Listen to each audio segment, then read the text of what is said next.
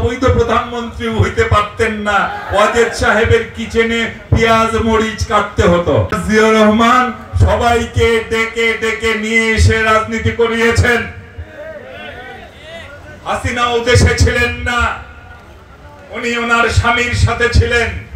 জিয়াউর রহমান তাকে ডেকে নিয়ে এসে বাংলাদেশে রাজনীতি করার সুযোগ করে দিয়েছিলেন। যদি না দিতেন প্রধানমন্ত্রী আরো হওয়া লাগতো না। ওয়ালটন এখন দেশের সীমানা পেরিয়ে পৌঁছে গিয়েছে 50টিরও বেশি দেশে। ওয়ালটন, ঘরে ঘরে বিশ্বজুড়ে। অবৈধ প্রধানমন্ত্রী হইতে পারতেন না, ওয়াজেদ সাহেবের কিচেনে পেঁয়াজ মরিচ কাটতে হতো। কেউ কেউ বিএনপির নির্বাচনে গেলে জিতে যাবে এই আশঙ্কায় নির্বাচন নিয়ে নানা রকম প্রশ্ন তুলছে। বলছে পিয়ার, কখনো বলছে সংস্কার আগে শেষ করতে হবে, কখনো বলছে বিচার আগে করতে হবে। সংস্কার তো ভাই আমরাও চাই, সেটা তো পরেও করা যাবে। যেটুকু আগে করা দরকার সেটুকু সেরে নির্বাচনের পরে যারা আসবে তারা সংস্কার করবে।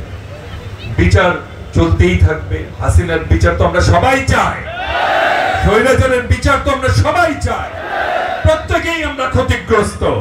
এই দেশের 16 কোটি মানুষ ক্ষতিগ্রস্ত স্বৈরাচারকে দিয়ে। স্বৈরাচারের বিচার সবাই চায়। যে সরকারি ক্ষমতায় আসবে স্বৈরাচারের বিচার না করলে তার কোনো রক্ষা নাই।